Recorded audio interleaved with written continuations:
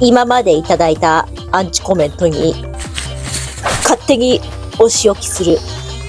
これはそんな動画です。皆さん、人の悪口を安易に言うのはやめましょう。ホームレスアイドル。エグエンのエグはエグイのエグ。I'm エグエン。ホームレスアイドル。ホームレスアイドルエグエンです。今回はアンチコメントの中で特に同じことを何度も言われたようなことについてお話ししたいと思います。まあでも言った側に悪気があるかどうかは定かではないので、人は分かり合えないものだということを前提にして、分かり合う努力の一環としてこの動画を作ってみたいと思います。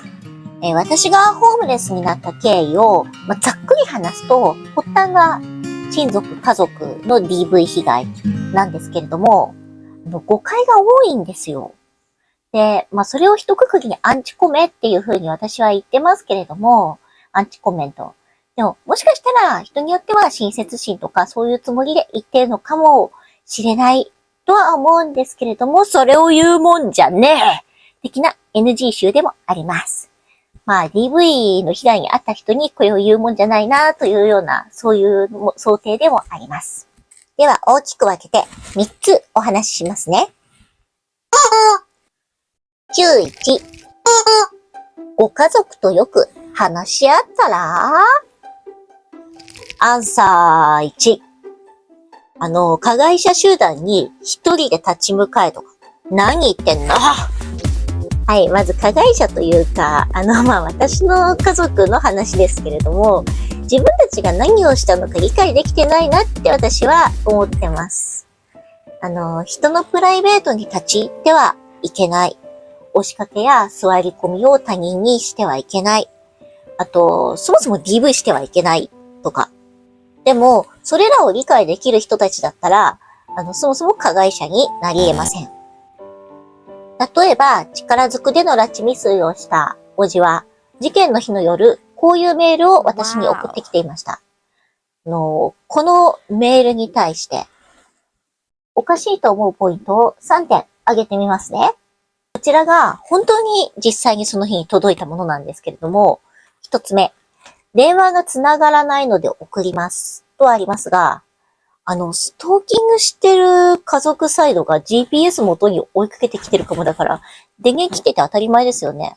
で、しかも、非通知着信とか、警告音とか、もう、ビービービーとか夜中にガンガン鳴ってて、すごい怖い思いをしましたし、なんか自分たちが怖がらせてるっていうつもりがないんだなっていうのが感想です。2つ目。無断で手を握って拉致しようとしたのに、手を離してしまって後悔している。とあります。拉致失敗して後悔してる。それ私に言うことじゃないよね。しかも手だけじゃなくて抱きついてたよね。無断で人の体を触ってはいけません。時間です。3番目。泊めてもらってる友達の家の最寄り駅で待ってると、最後の方にね、書いてあるんですけれども、まずその友達をおじに紹介してないんですよ。住所ももちろん教えてません。おじは付きまとい、痴漢、待ち伏せというこの3コンボを決めてしまったんですけれども、悪いことをしたとは全く思っていない様子がメールから伺えます。キモすぎ。やー。それと、私は顔を出して活動しているから、家族からのおかしなメッセージとか、いくつも受け取っています。もちろんステアカっていうのアカウントをわざわざ作って送られてくるんですよ。だからもう、開ける前から誰のメッセージかはわからないんですけれども、明らかに家族のメッセージみたいな。したことを謝罪するどころか、アイドル活動をやめろとか脅迫的な内容でした。で、このような人たちのところに、このような集団のところに、私が一人で立ち向かいに行けっておかしいですよね。はい。2番目。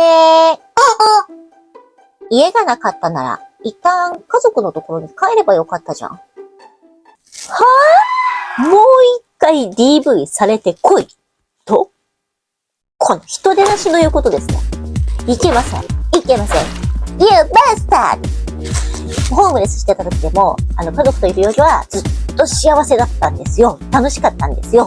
この家がなかったんなら、ホームレスするんじゃなくて、一旦家族のところに戻ればよかったじゃんっていうのを言ったやつは、例外なく全員ブロック。まあ当たり前ですよね。なんか言っていいことと悪いことがあります。多分こういうことを言ってくる人って、まあ悪気はなかったりするんですよ。で、なんか、家族と仲良くて、家は安心できる場所だった人なんじゃないかな、とも思います。DV を受けて必死で逃げ出してきた私のことを、ちょっと喧嘩してプチ家出してきましたと、区別がつかないんだと思いますね。そういう人もいるとは思いますので、でも、ちょっと喧嘩とかで警察福祉動いてシェルター転々としてホームレスならねえよ。でもそういうコメントを寄せてきた方々にもできれば理解していただきたいので、ちょっと例え話で説明しますと、例えば、あなたは A さんに何年も嫌がらせを受けて殴られ続けて後遺症が残りました。でも A さんがやったという証拠が不十分で逮捕できませんでした。起訴もできませんでした。そしたら周りの人がみんな A さんの家に行って話し合ってきなよ。仲直りできるかもよ。と言います。行きますか？私なら行きません。そういうことです。はい、3番目。具縁に自立する力がなかったから悪いんじゃないの？働いて普通に家出ればよかったのに。はい、お答えしますね。あなたたちは働いてるから人権あるんじゃなくて、人権が守られた結果、働いて平和に暮らせてるんです。勘違いすんなよすんなよすんなよ。ここの部分がね、一番アンチの皆さんと分かり合えなかったところで、結局ブロックして終わっちゃったんですけれども、学校に行ったり、勉強したり、お仕事をしたりっていうのは、人権を守られた結果、そうやってみんな生活できるんです。もちろんね、教育虐待、仕事上のハラスメント、そういうものが現実にあるのは知ってます。私への悪口を書いてきた人の中には、勉強が辛いとか、仕事が辛いとか、いろいろなことがあると思う。生きることはいろいろ辛いこともあるし、誰だって悩みはあると思います。でもね、それ私のせいじゃねえから。私を悪く言っても解決しないから。あと、愚痴ならキャバクラで金払って聞いてもらえ。私はアイドルなんで、プロのキャバクラ嬢にお任せします。キャバクラのお姉さんにボトル入れるのを忘れないように。で、本題に戻りますけど、私に自立する力がどうのこうのってやつね。孤立させられて仕事をすることもできない。そういう状況を数人いれば作れるとか、そういうのは想像できますよね。外出しただけで、警察、探偵と大騒ぎされたようなケースなら、常日頃の些細な行動にも山ほどの悪質な嫌がらせをされてます。人は誰でも社会で生きている以上、自分の力だけでは生きていません。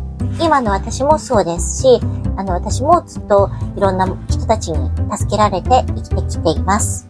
これを見てくれる皆さんにもきっと助けられています。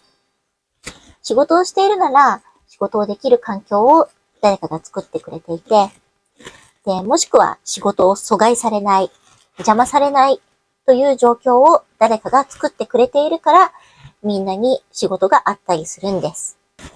そもそも、私、人にアンチコメント、悪口書いちゃう人の気持ちってわからないんですよ。気に食わないなら無視すればいいし、見なければいいし、あと、そうそう、これはね、3選に入れなかったんですけれども、私の話が全部嘘だっていう風に言ってくる人はもちろんね、いました。でも、その嘘をついて私に何かメリットあるって思います。私は正直なところ、普通にアイドルグループとかに所属して、ライブステージに立ちたかった。で、私は動画を作るのが楽しすぎるから、他人にアンチコメントとかしている暇がないです。私のことを嫌いな人っていうのはもちろんいるだろうし、これからも出てくると思います。でも、そこで、本当に悪口を書き込んでいいものかどうか、事実無根の中傷とか、そういうのを書き込んでいいものかどうかっていうのは、一度手を止めて考えてみてほしいなっって思います。はい。皆さんにちょっと優しくなれる魔法をかけるという動画の企画だったはずが、なんか私の性格の悪さが出ただけな気がする。ごめんなさい。ここまで見てくれてありがとうございました。またねー。